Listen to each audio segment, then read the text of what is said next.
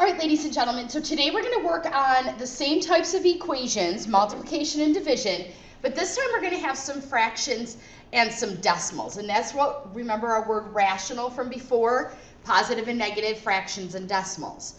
But our same rules apply. We still want to get the variable by itself. We still have to cancel it by doing inverse operations. What we do to one side, we do to the other. The difference is, though, is that now calculators are okay. So calculators are okay. So when I have, for number one, so here's my variable n. The 0.25 is being multiplied by the n. I know that because it's right in front and there isn't any other symbol there. So to cancel multiplying, I have to divide. So I show that as a fraction, and we're going to divide by 0.25.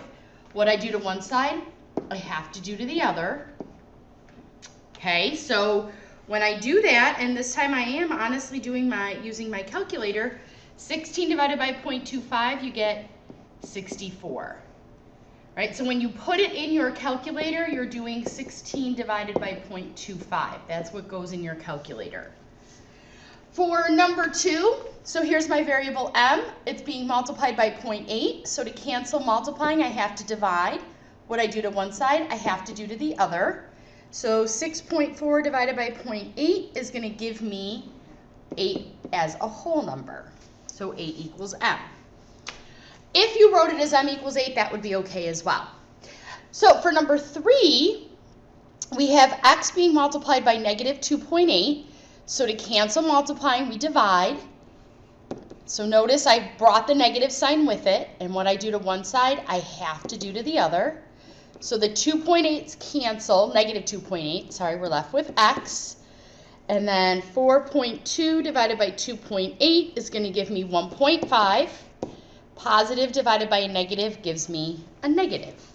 So all of those rules that we've had before are not going anywhere, right? You need to know that. All right, so for number four, we need to get rid of the negative 4.7. It's being multiplied by k. So to cancel multiplying, we're going to divide by negative 4.7. What I do to one side, I do to the other. Cancel those. They divide to make 1. 1 times k is k. I know I didn't say that in the first couple of examples. And then 10.81 divided by 4.7, oops, is going to give me 2.3. Positive divided by a negative is going to give me a negative.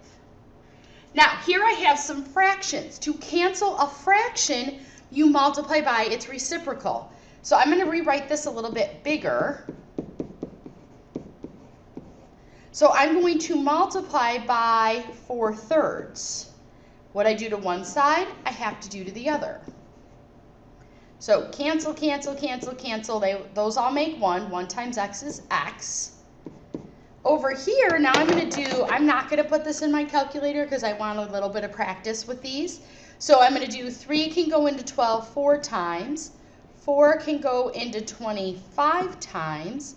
So what I'm left with is 4/5, 4/5. I will show you in class how to do those on your calculator.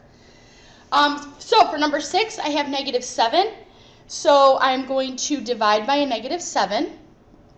What I do to one side, I have to do to the other. So these cancel. So let me show you what's happening here. This is really 5/9 divided by negative 7. So I have to do leave, change, flip. So it's 5/9 times negative 1/7. 5 times negative 1 is negative 5. 9 times 7 is 63. Okay, so again, I will show you in class how to do those on your calculator. So over here, I'm just going to write it bigger. 1/2 x equals 8. So to get rid of the 1/2, I have to multiply by the reciprocal, 2/1. So those cancel and make 1. 1 times x is x. 8/1, 8 times 2 is 16. Again, just going to write it bigger, so I have negative 3/4 x. To cancel that, I multiply by the reciprocal, negative 4/3. I'm going to put the 9/1. This cancels to make 1. 1 times x is x. Here I'm going to do my cross canceling. 3 goes into 9 3 times. So 3 times negative 4 is negative 12. And then for number 9, so I am going to have to multiply by negative 8/7. So cancel, cancel, cancel. We're left with x. I'm going to do my cross reducing or cross canceling. 7 goes into 7 once, into 21 3 times. 8 goes into 8 once, into 64 8. So 3 times negative 1, you can't forget that negative sign, is negative 3. 8 times 1 is 8, negative 3/8. Jayla's coach agreed to buy ice cream for all the team members. Ice cream cones are $2.40 each. Write and solve an equation to find out how many cones the coach can buy with $30. So it's $2.40 times the number of ice cream cones. I'm going to let that be x. Equals $30 because he has $30 to spend, he or she. So now we're going to get rid of, they're being multiplied. To cancel that, I'm going to divide by 2.4. These cancel, so x is 12.5. Now, because we're talking about an actual item here, we have to think, can I buy 12.5 ice cream cones?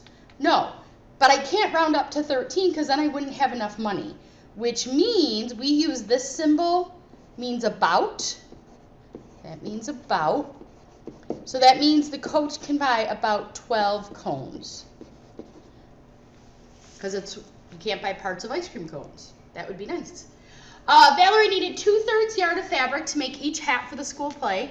Write and solve an equation to find out how many hats she can make with 6 yards of fabric. Similar to what we had up here. So 2/3 times for every hat she has to make, and she has a total of 6 yards. So to cancel the 2/3, I'm going to multiply by the reciprocal, 3/2. Cancels to make 1. 1 times x is x. Right? Inverse and identity properties. I put the 6 over 1. I'm going to do my cross canceling. 2 goes into 6 3 times. 3 times 3 is 9 hats.